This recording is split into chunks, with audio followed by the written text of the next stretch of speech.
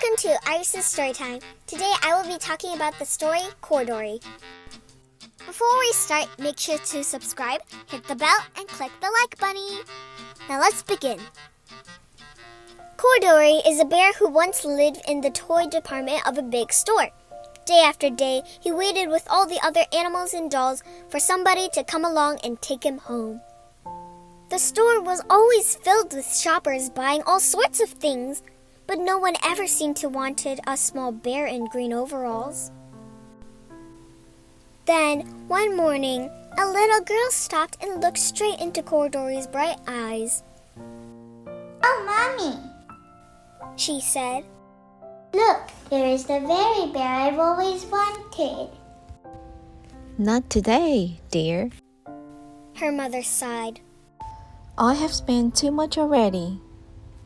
Besides, he doesn't even look new.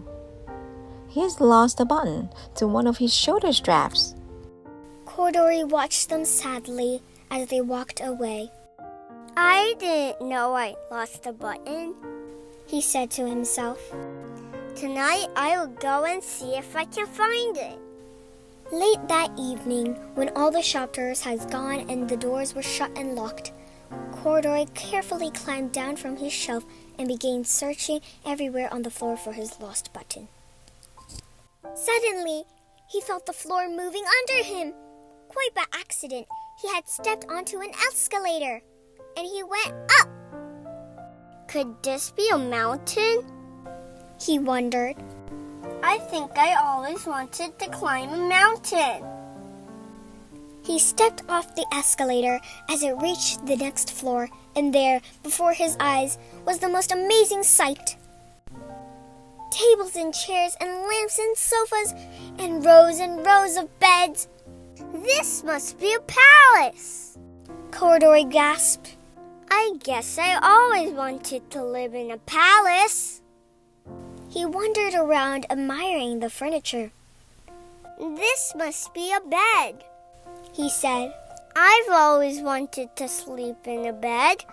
And he crawled onto a large, thick mattress. All at once he saw something small and round. "Why, here's my button!" he cried, and he tried to pick it up, but like all the other buttons on the mattress, it was tied down tight. He yanked and pulled with both paws until pop! Came off the button, and off the mattress Corduroy toppled. Bang into a tall floor lamp. Over it fell with a crash. Corduroy didn't know, but there was someone else awake in the store. The night watchman was going his rounds on the floor above. When he heard the crash, he came dashing down the escalator. "Now who in the world did that?" he exclaimed. "Somebody must be hiding around here." He flashed his light under and over sofas and beds until he came to the biggest bed of all. And there he saw two fuzzy brown ears sticking up from under the cover. "Hello. How did you get upstairs?" The watchman tucked Corduroy under his arm and carried him down the escalator, and set him on the shelf in the toy department with the other animals and dolls. Corduroy was just waking up from the first customers that came to the store in the morning, and there, looking at him with a wide, warm smile, was the same little girl he'd seen only the day before. She said, "I'm Lisa. You're going to be my very own bear. Last night I counted what I've saved in my piggy bank, and my mother said I could bring you home." the sales lady asked. "Shall I put him in a box for you?" Lisa answered, "Oh, no thank you." and she carried Corduroy home in her arms. She ran all the way up 4 flights of stairs into her family's apartment and straight to her own room. Corduroy blinked. There was a chair and a chest of drawers, and alongside a girl's side bed stood a little bed just the right size for him. The room was small, nothing like the enormous palace in the department store. He said, "This must be home. I know I always wanted a home."